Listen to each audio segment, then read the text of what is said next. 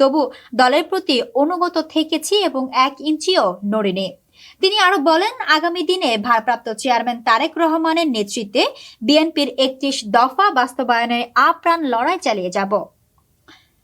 সংবাদ সম্মেলনে আরো উপস্থিত ছিলেন বিএনপি নেতা মোহাম্মদ হান্নান সর্দার, মোবারক মাতব্বর, মোহাম্মদ আইয়ুব আলী মাতব্বর, কবিরাজপুর ইউনিয়ন কৃষক দলের সভাপতি সাজ্জাদ হোসেন প্রিন্স মিয়া, ইউনিয়ন যুব দলের সিনিয়র সভাপতি সাইফুল আলম সর্দার, ইউনিয়ন ছাত্র দলের সাবেক সভাপতি মোহাম্মদ কাউসার সর্দার, ইউনিয়ন শ্রমিক দলের সভাপতি উজ্জ্বল মাতাব্বর, বিএনপি নেতা শাহজাহান সর্দার, ফারুক মাতাব্বর, মিজানুর হাওলাদার, মোহাম্মদ লতিফ হাওলাদার, মাওলানা মিয়া, ছাত্রদল নেতা মোহাম্মদ পারভেজ মিয়া ও আমিনুল হাওলাদার সহ আরো অনেকেই।